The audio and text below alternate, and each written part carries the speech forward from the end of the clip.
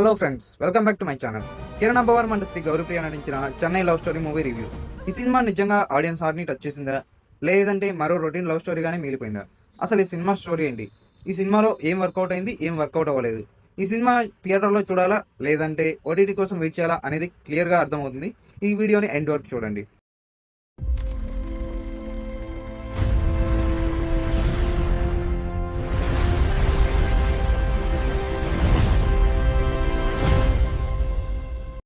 Cinema story ఏంటంటే, అనాథాశ్రమంలో అనాథగా పెరిగిన మన హీరో స్టీవ్ శంకర్.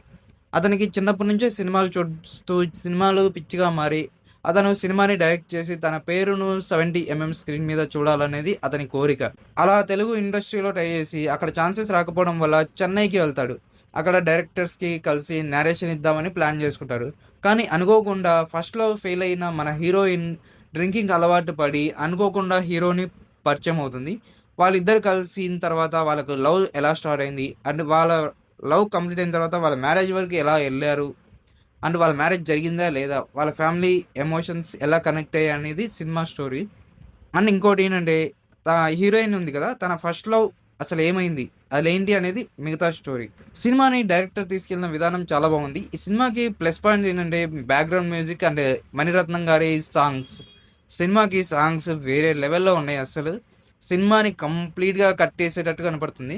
ఇంటర్వెల్ వచ్చిన ట్విస్ట్ అయితే అస్సలు షేక్ అవుతారు సినిమా చూస్తున్న వాళ్ళు. సినిమాలో మంచి మంచి కామెడీ సీన్స్ అండ్ మంచి మంచి ఎలిమెంట్స్ పెట్టుకున్నారు.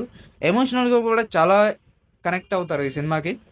ఈ సినిమా చూస్తున్నంతసేపు మంచి ఫీల్ గుడ్ మూవీ చూస్తున్నట్టు అనిపిస్తుంది. ఇందులో ఉండే ట్విస్ట్ కానీ అండ్ మంచి మంచి పాయింట్స్ కానీ చాలా ఉన్నాయి. డైలాగ్స్ అయితే వేరే లెవెల్లో ఉన్నాయి. అందరికీ నచ్చాలని రూల్ లేదు.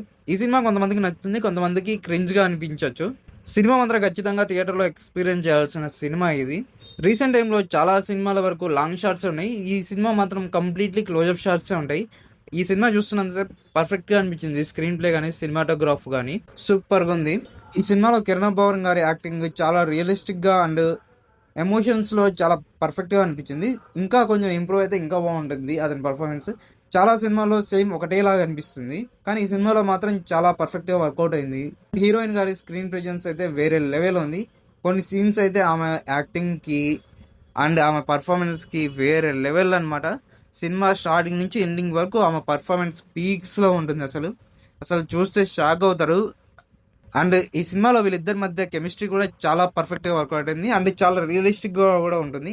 అండ్ సపోర్టింగ్ క్యారెక్టర్స్ అయితే తమ పాత్రలకు న్యాయం చేశారని చెప్పాలి. ముఖ్యంగా ఫ్యామిలీ ఎమోషన్స్ వచ్చే సీన్స్లో అయితే హీరోయిన్ వాళ్ళ ఫాదర్ అండ్ మదర్ క్యారెక్టర్ అయితే చింపి ఆరేశారు. అండ్ ఫ్రెండ్స్ క్యారెక్టర్స్ కూడా చాలా పర్ఫెక్ట్గా అనిపించింది. వాళ్ళు లేకపోతే సినిమాకి అంత ఇంపాక్ట్ ఉండేది కాదేమో అనిపిస్తుంది. సినిమాటోగ్రఫీ చాలా బాగుంటుంది. చెన్నై సిటీని కూడా చాలా బాగా చూపించారు. అండ్ ఈ సినిమాలో కొన్ని సీన్స్కి వచ్చే మ్యూజిక్ మంచి ఫీల్ని ఇస్తుంది అండ్ సూపర్గా ఉంటుంది. బ్యాక్గ్రౌండ్ స్కోర్ అయితే అదరగొట్టేశారు మణిశర్మ గారు. అండ్ సాంగ్స్ అయితే చాలా చాలా చాలా ప్లస్ అని చెప్పాలి ఈ సినిమాకి. ఫస్ట్ హాఫ్లో ఎడిటింగ్ కొంచెం స్పీడ్గా ఉంటుంది, సెకండ్ హాఫ్ మాత్రం కొంచెం స్లోగా అనిపిస్తుంది.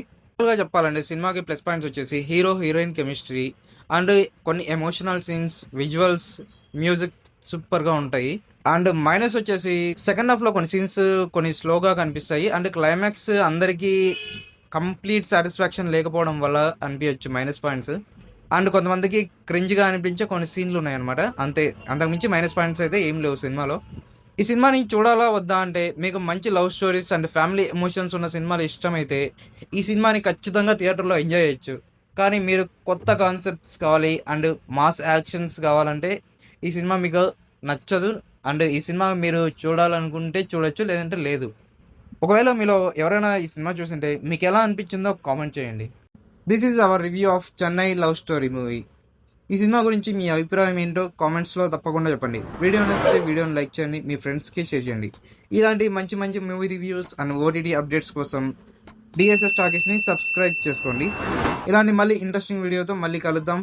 జై హింద్.